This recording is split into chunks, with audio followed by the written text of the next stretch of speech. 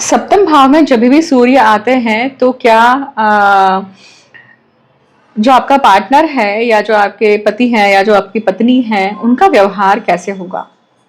तो सर्वप्रथम बहुत सारे कारकत्वों के साथ में एक जो फीचर होता है वो बहुत प्रोमिनेंट होता है सप्तम भाव के सूर्य को लेकर, जो सभी के लिए बहुत पॉजिटिव है। वो ये है कि उस जातक का जो पार्टनर है जिसके सप्तम भाव में सूर्य है, उसका जो पार्टनर है मतलब स्पाउस है, वो उस व्यक्ति के लिए लॉयल रहता है। एक निष्ठता उसमें आती है, एक निष्ठ बिहेवियर होता है। राम जी को अगर हम राम जी के बारे में हम बात करें तो राम जी के अवतार के साथ में एक शब्द लगता है मर्यादा पुरुषोत्तम। तो सूर्य मर्यादा, धर्मनिष्ठता और कर्तव्य पारायणता इसको दिखाते हैं। तो सूर्य जब भी सप्तम भाव में होते हैं तो उस जातक का जो स्पाउस होता है उसमें लॉयल्टी रहती है। अब देखिए यहाँ पे बहुत सारे वेरिएशंस आते हैं।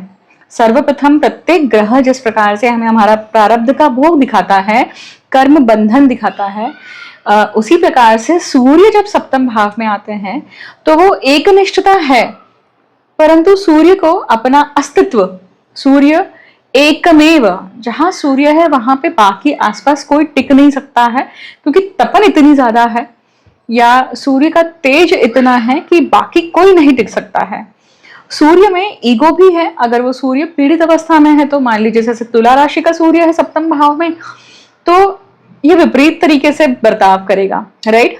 कर्म बंधन समझना बहुत आवश्यक है यहाँ पे, क्योंकि जैसे सूर्य सप्तम भाव में है तो ईगो षड रिपुओं को बहुत अच्छे से समझेगा यहाँ पर, क्योंकि व्यक्ति जो बिहेव करता है उससे जो गलतियां होती है या उस जोन में जाकर जब भी वो गलती करता है, जिस जोन में उसका अहंकार, उसका क्रोध, उसका मत्सर बाहर आता है, ये षड रिपु हैं। जब षड रिपु हमें ग्रास लेते हैं, हमें व्याप्त कर लेते हैं, हमारे मन मस्तिष्क पर अपना आधिपत्य स्थापित कर लेते हैं, ये कब होता है और ये क्यों होता है? ये इसलिए होता है कि सर्वप्रथम हम कलियुग में हैं। कली कैसे वास करते हैं?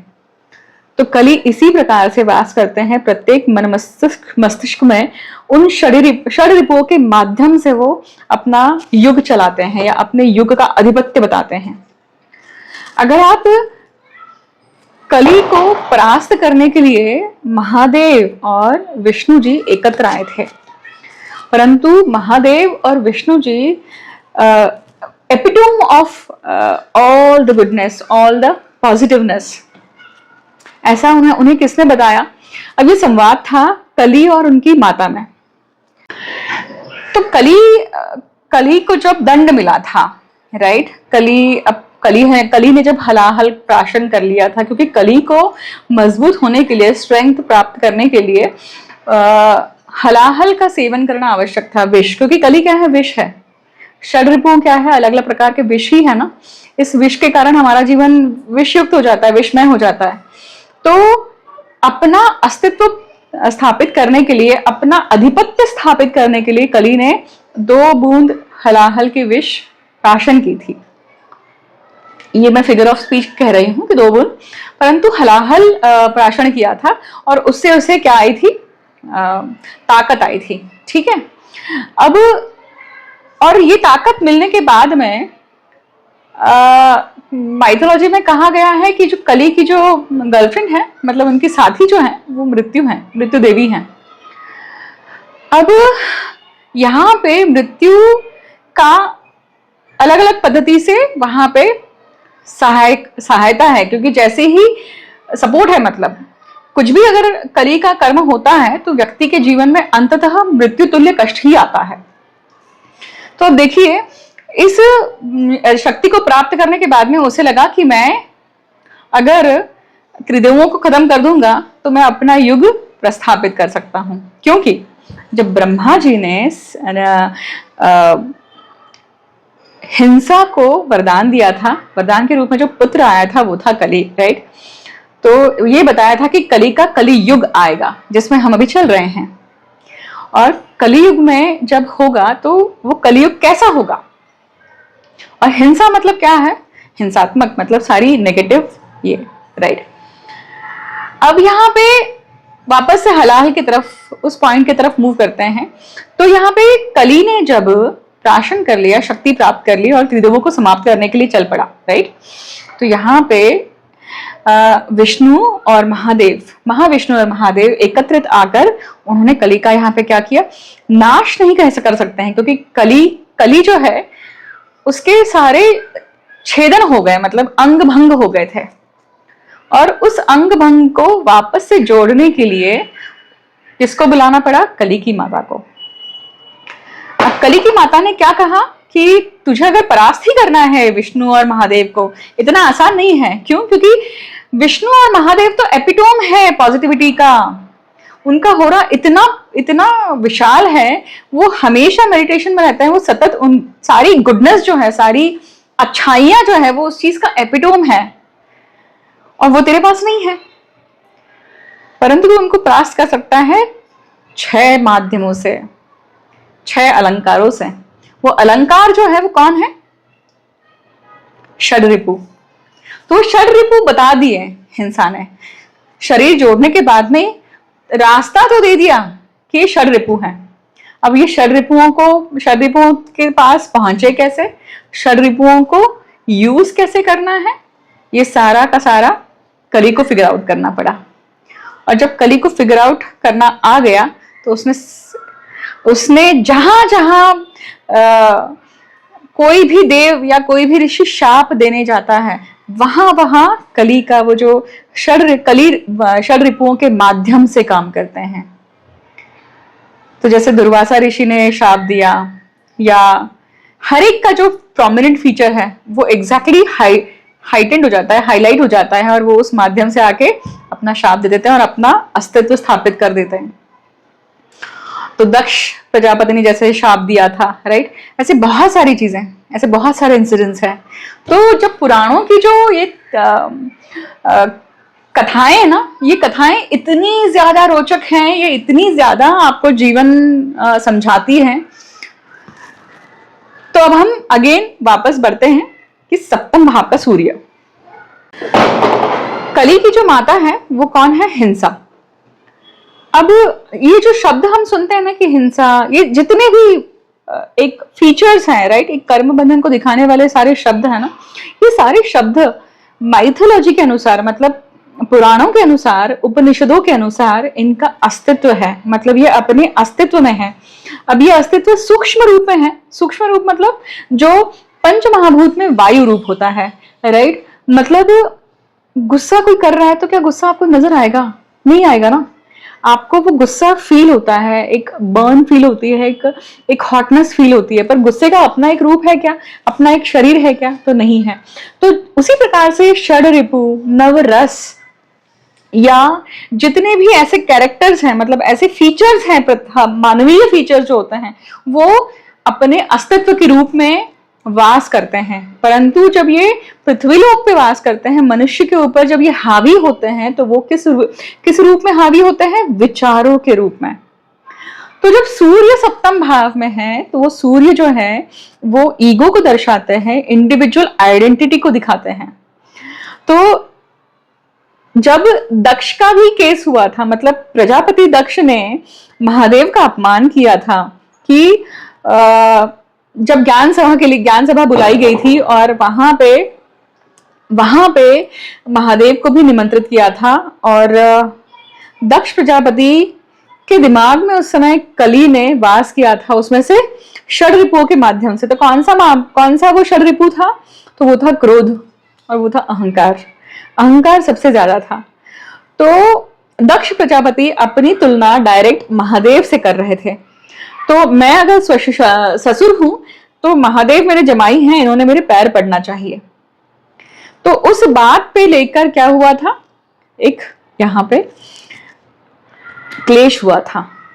हालांकि महादेव तो देवों के देव महादेव हैं, और उन्होंने पैर नहीं पड़े, इसलिए महादेव को शाप भी दिया था कि आपकी पूजा ही नहीं होगी कहीं भी, राइट। तो ये क्रोध के माध्यम से, ये जब भी व्यक्ति जब देव नहीं बचे हैं इस चीज से, तो हम मनुष्य कैसे बच सकते हैं? अगर ये विचार करके हमने प्रयत्न करना छोड़ दिया, तो हम कभी भी आगे की ओर, उन्नति की ओर, आध्यात्मिक उन्नति की ओर, इस आत्मा की जो उन्नति है वो होगी ही नहीं। तो उस आत्मिक उन्नति के लिए हमें उन षड्रिपुओं पे वश करना, और वो कब होगा? जब वैसी सिचुएशन आती है, उस समय पे अपना कंट्रोल होना चाहिए, उसके ऊपर हमारा वश होना चाहिए, हम वैसे बिहेव ना करें। तो सूर्य जब सप्तम भाव में होते हैं, तो उस जातक का जो स्पाउस होता है वो क्या होता है? उसके लिए लॉयल होता है। परंतु अब ये लॉयल्टी है, पर वहां पे दाम्पत्य सुख है क्या? तो नहीं है। क्यों नहीं है? क्योंकि सूर्य इतना तेज है, इतनी गर्माहट है, इतना तपन है कि वहां पे शुक्र की जो कोमलता है, या जो रोमांस की जो कोमलता होती है, वो वहां पे पनप नहीं पाती है, या वहां पे केवल और केवल कर्तव्य रह जाता है, धर्म रह जाता है। तो वो मैरिजेस टिकती हैं, वो रिलेशन टिकते हैं, पर उसमें जो मॉइस्चर होना चाहिए वो रहता नहीं है। एक निष्ठता रहती है, कहीं बाहर अफेयर नहीं होता है। परंतु वही जब सूर्य पीड़ित अवस्था में चले जाएं, नीच के हो जाएं, व्यभिचार योग निर्माण करें। अब व्यभिचार योग निर्माण कैसे होगा? अगर इनके साथ में शुक्र और मंगल की युति आ जाए, मतलब ये त्रिकूट हो जाए सप्तम भाव में, तो निश्चित ही व्यक्ति के जीवन में क्या होगा? बहुत सारे मल्टीपल रिलेशनशिप रहेंगे, व्यभिचार होगा। आइदर वो व्यक्ति वैसा बर्ताव कर रहा है, या फिर उसका स्पाउस वैसा बर्ताव कर रहा है। तो यहाँ पे ये सूर्य क्या हो गए? यहाँ पे एक निष्ठता को लेकर अगर व्यक्ति ने कर्म बंधन किया है, प्रारब्ध का कुछ ऐसा भोग है, तो उससे वैसा भोग भोगने के लिए उसके साथ वो घटित होता है, तभी उसे निष्ठता की वैल्यू का पता चलती है।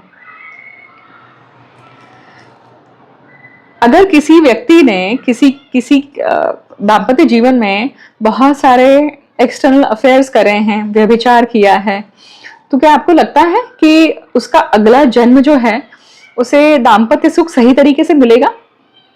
नहीं मिलेगा। क्योंकि इस जीवन में जो उसकी पत्नी है या जो उसका पति है, उसके साथ में सबसे पहले तो न्याय नहीं हुआ। क्योंकि जिस प्रकार से निष्ठता अदर पार्टनर ने दिखाई है, उतनी आपने नहीं दिखाई, या आपसे नहीं हुई, और आपने एग्जैक्टली ऑपोजिट बिहेवियर किया। दूसरा, उस अदर पार्टनर की आपको हाय लगती है, बद्दुआ लगती है, और जब बद्दुआ लगती है तो उस बद्दुआ के भोग में आपके साथ में अगले जन्म में ऐसा घटित होता है कि आप उस अदर साइड में होते हैं। जब आपके साथ में चीजें हो रही है, आप विक्टिम है उस चीज के, आपका पति या आपकी पत्नी इस दिशा में अग्रसर है और आप कुछ कर नहीं पा रहे हैं, और आपका दाम्पत्य सुख पूरी तरह से खराब है। तो सूर्य अगर अच्छा है, राइट, अकेला है, जैसे कोई भी राशि में हो परंतु अकेला है, तो वो निश्चित ही एक निष्ठता देता है। मैं ऐसे हर भाव में ग्रह के पोजीशन को लेकर कर्म बंधन आप सभी को बता सकती हूँ। मैं उसी के ऊपर किताब लिख रही हूँ। एक साथ बहुत अलग अलग टॉपिक्स चल रहे हैं लिखान के लिए। तो अब ये ईश्वरी काम है, प्रारब्ध लिखना या गत जन्म के चक्र को आपके सामने रखना, ये कोई आसान बात तो नहीं है। तो उस चक्र को रखने के लिए जिस प्रकार की निष्ठता या जिस प्रकार का कंसंट्रेशन लगता है, वो ईश्वर का ही दिया हुआ होता है। तो इस टॉपिक्स को, इन सारे टॉपिक्स को आप और ज्यादा डिटेल में विद केसेस, जहां पे बहुत सारी कुंडलियां आपके सामने होंगी, केसेस होंगे, और केसेस के साथ में वो इवेंट्स होंगे कि वो इवेंट्स में दर्शाते हैं कि क्या कर्म बंधन था, उसके कारण ये चीज हुई। तो वेट फॉर माई बुक्स। जब इसके ऊपर और अपडेट आएंगे तो मैं आप सभी के साथ में शेयर करती जाऊंगी। आज के लिए इतना ही कि सप्तम भाव का जो सूर्य है वो एक निष्ठता देता है, ऑनेस्टी देता है, लॉयल्टी देता है अपने पार्टनर के प्रति। परंतु ये लॉयल्टी कब परिवर्तित हो जाती है, इसकी क्या विशेष, क्या वैरायटी होती है, क्या छटा हो सकती है, तो ये समझना, इसके लिए आपको किताब पढ़नी पड़ेगी, राइट। और प्रारब्ध के भोग को अगर आप अपने पत्रिका में समझना चाहते हैं तो आप जरूर कंसल्टेशन के लिए आ सकते हैं, क्योंकि मैं गत जन्म के चक्र को देखने वाली साधक हूं। मैं पराशर ऋषि, जयमिनी ऋषि, वशिष्ठ नाड़ी और नारद संहिता के अनुसार पत्रिकाओं को देखती हूँ गुरुओं के आशीर्वाद के साथ। तो अगर आप अपने जन्म का चक्र समझना चाहते हैं, अगर आपके सप्तम भाव में सूर्य है, अकेला नहीं है, पीड़ित अवस्था में है, तो क्या है, उसमें से कैसे निकले, उसके लिए डेफिनेटली आप अप्रोच कर सकते हैं। अगर आपको ये वीडियो पसंद आता है तो लाइक शेयर सब्सक्राइब कीजिए। मुझे अंत तक सुनने के लिए धन्यवाद। ऐसे ही अलग टॉपिक के साथ में आपके साथ में वापस मिलूंगी। आप टॉपिक्स का सजेशन दे सकते हैं जो आप सुनना चाहते हैं, उसमें मैं जरूर उसे कंसिडर करूंगी। Thank you so much.